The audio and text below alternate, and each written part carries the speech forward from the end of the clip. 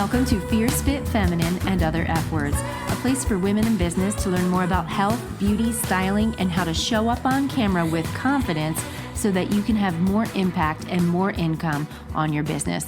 I'm Christine Brunelli, chiropractor and former beauty salon owner turned certified image consultant, helping you glow from the inside out.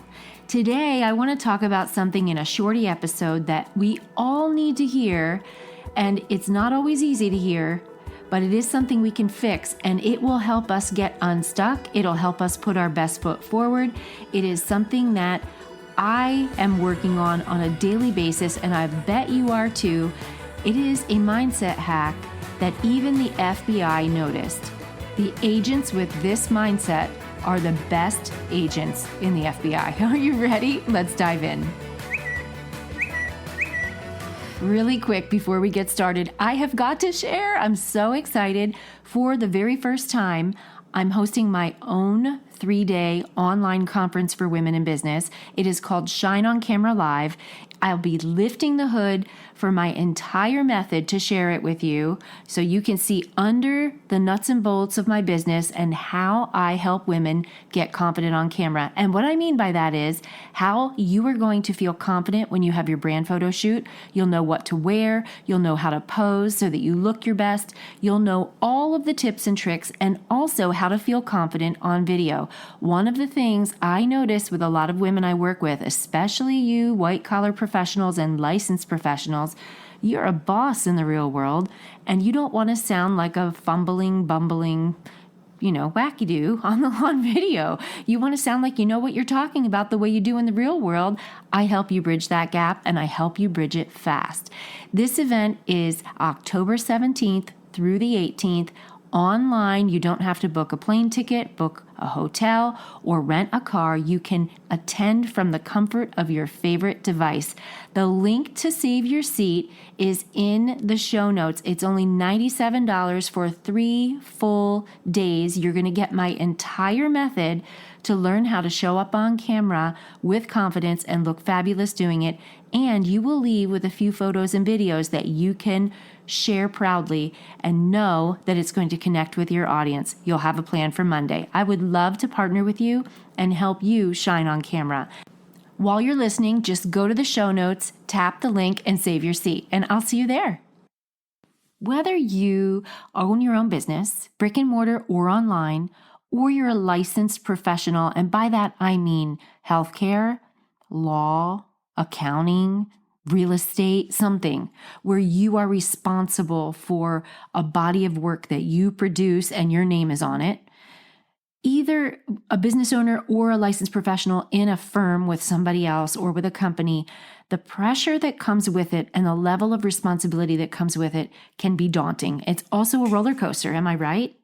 We ride the wave of, this is amazing, I would never want to do anything else, especially if you are the one paying the bills and the overhead. You know what I'm talking about. I never want to do anything else. This is what I'm called to do. I love this work. It's my calling.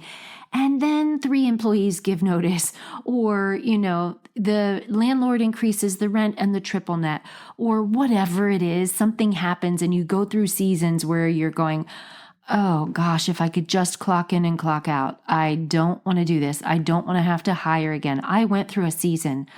Oh, wow. It was when people were allowed to go back to work during the pandemic.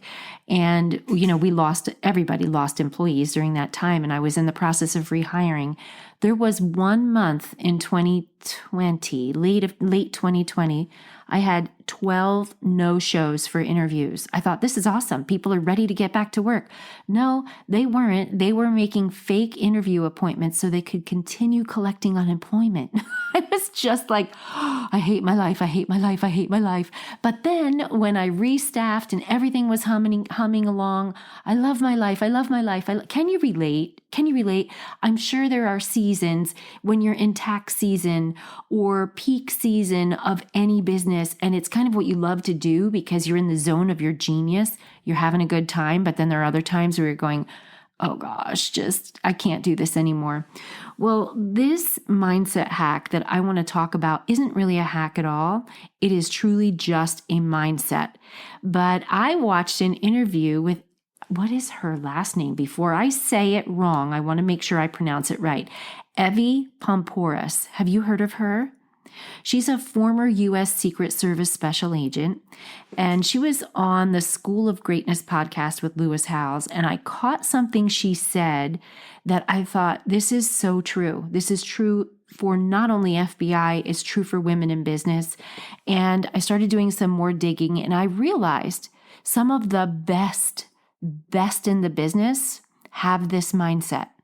So if you don't have it, you're going to turn it on today. You're going to hack your mindset and turn it on, because it is going to change how you move forward. It's going to change how you do business. It's going to change how you sell, how you serve, how you perceive yourself. It changes everything. And this is what it is. Stop focusing on yourself. Really, stop focusing on yourself. Now, let me put this in perspective. Evie was in charge of the polygraph unit for bringing new recruits. She was part of the hiring process for new recruits for the FBI. And she said to Lewis Howes, he said, what was the make or break difference between the best, the people that came in to the, there was a question that she had to ask them when they did the polygraph. And he said, what was the defining question that showed you who the best people were going to be, and the ones that you could get a sense for, and then that ended up being true, that you were right, and the polygraph showed that it was right. And she said, this question: why do you want to be a special agent? And she said she got 2 answers to the question. And neither of them are bad answers, by the way. You tell me which one you think she said was the better FBI agent. The first answer to the question was, I just want to push myself, and I want to see, how much I can do, and I want to see how strong I am. And that's why I want to do it. I want to stretch myself into new limits, new horizons, and new places. And the second answer to the question is, I want to serve, I want to see justice served, and I want to protect. Who do you think was the better FBI agent? Was it the one that seemed driven to want to expand, or was it the other one who wanted to serve and protect? You might be surprised. It was the second one, the one who said, I want to serve and protect. That is who the FBI wanted. And when I think about it, I went, oh my gosh, this is business. This is business all the way.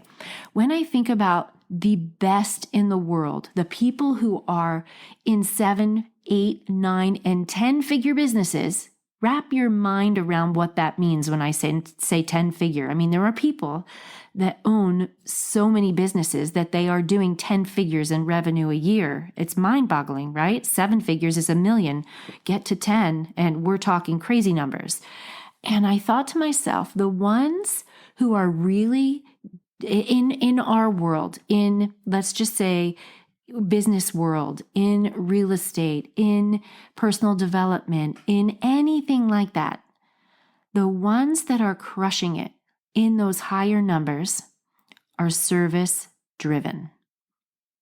That doesn't mean that they're not into personal development. I love personal development. That's all I listen to. My podcast library of shows is shows like mine, only with people that are doing it way better than me. I want to be pushed and stretched, and I want to do all of that. But because I want to be able to serve you in a way that is going to help catapult you to the next level of yourself.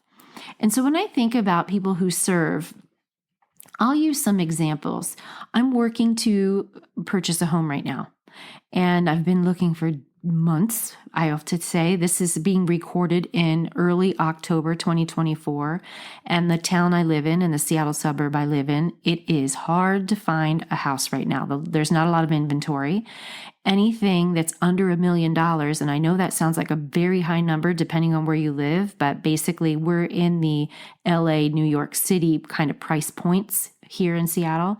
Anything under $1 million goes fast, unless it's a teardown. And so you either have to jump on something, or you have to kind of give up on some of the things you want and live in a house that's kind of subpar, not up to your standards, and then slowly upgrade it, or you're going to spend more money, right? So I have an agent who I've known for quite a while. And what I love about her is that I have looked, I'll bet we've toured over 15 homes, closer to 20 since July 1st. And it is August. I'm sorry, it's not August. It's right now October. And I haven't found it yet. And the reason is, yes, I'm a little picky, but the reason is it's a lot of money. I want to love what I pull up to in the driveway. This is, I'm in my 50s. I want to love where I live. I want to be proud of where I live. And I want to put my money in a home that's going to appreciate really well, that will be easy to sell, all the things. I have all this criteria. But what I love about her is whatever feedback I give her, I might absolutely be driving her bonkers, but I don't sense it. She said, I am not hinging my Christmas bonus money on whether or not you buy a house right now. I want you to be happy. So we will wait until we find you a home that makes you happy. That's what I want. So she'll start, tearing through the MLS and finding something that she thinks might be a good fit for me and my taste and the location. And there's zero pressure. It is, Christine, does this feel right to you? No pressure at all. Not, hey, you need to make an offer. You're going to lose this house. This is a great house. Zero. I love that. That's what I'm talking about when it comes to service. Let me move this into online world. If you're an online entrepreneur, you may have heard of Amy Porterfield. Amy is a rock star. If you don't know who Amy Porterfield is, look her up.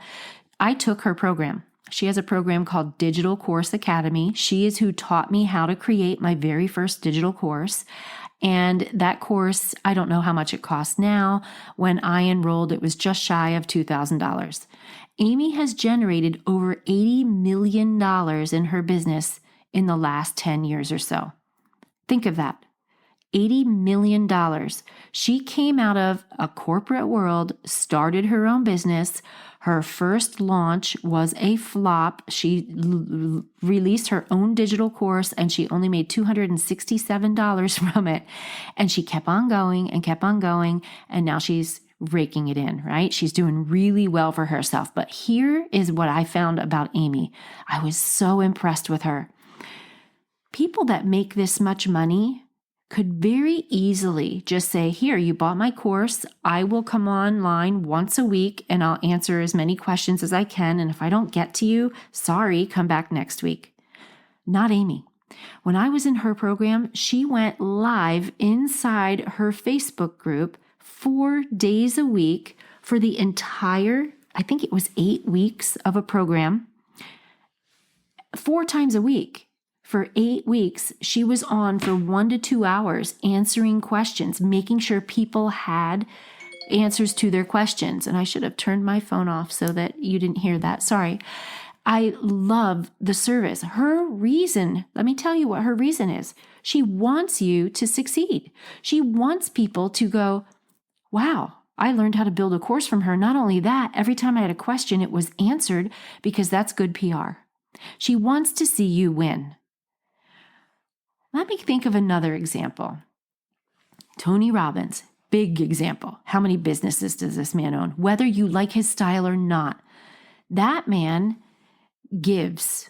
He gives almost too much. When I say too much, if you've ever been to one of his events, they always go late. He talks and talks and talks, but it's good, right? You're just like, oh my goodness, I'm getting so much. I don't want to leave.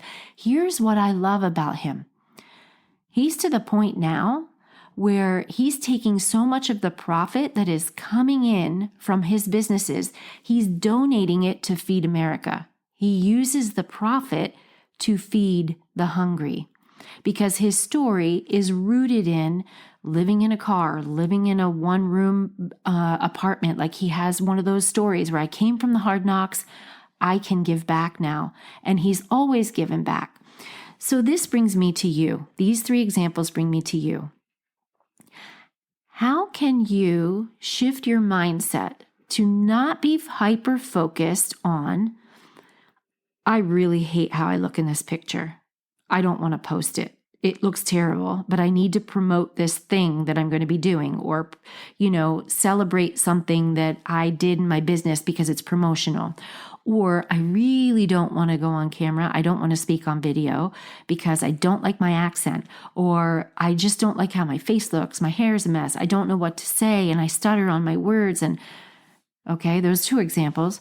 Or I really, really, really am so frustrated that I do all this work and I just look at the bottom line is just not moving. My email list is not growing, or I'm not making more money and I'm still working so hard. What is it in all of those comments that is a common theme? It's focused inward, focus on self.